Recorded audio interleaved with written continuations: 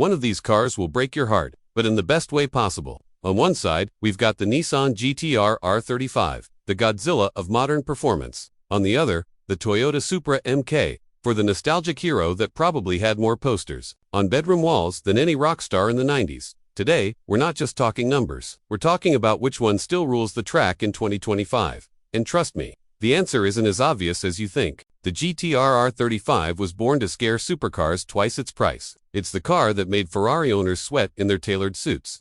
But the Supra MK4, that's not just a car. That's a time machine. It's 1993, you're a kid again, and you've just seen one in bright orange tearing down the street.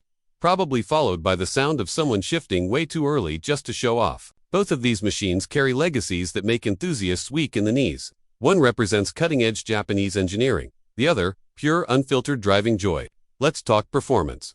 The GT-R R35's twin-turbo V6 still delivers a knockout punch 20260 in under 3 seconds if you know how to launch it right. Its all-wheel drive system feels like it's reading your mind, sticking you to the road like peanut butter to toast. The Supra MK4 rear-wheel drive to Jay-Z turbo magic and a reputation in the tuning world that's basically unbeatable. Out of the box, it's not as quick as the R35, but give it a little love, and it'll turn into a monster that could embarrass just about anything at the drag strip.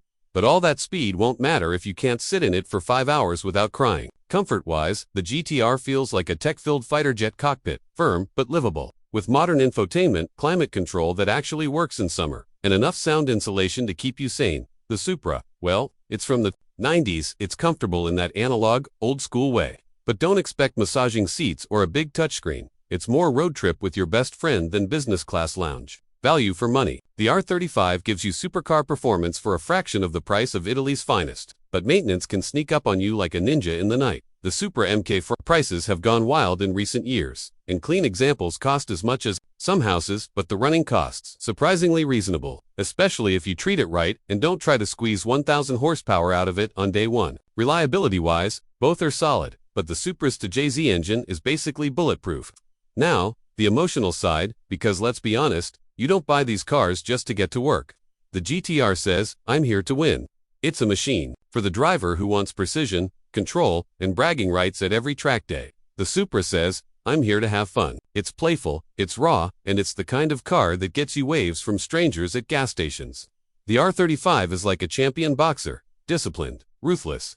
The Supra is like that wild friend who convinces you to go on a road trip at midnight. Looking ahead, here's where things get interesting. The GT-R's current generation is nearing the end of its run, and while its value might hold steady, it's unlikely to skyrocket anytime soon. The Supra MK4, on the other hand, is already deep into collector territory, and demand shows no sign of slowing. As younger enthusiasts get older and richer, they're chasing the dream cars from their childhoods. That means the MK4 might just be the smarter long-term bet. But with EVs taking over, both of these gasoline legends could become even more desirable in the next decade. So, verdict time.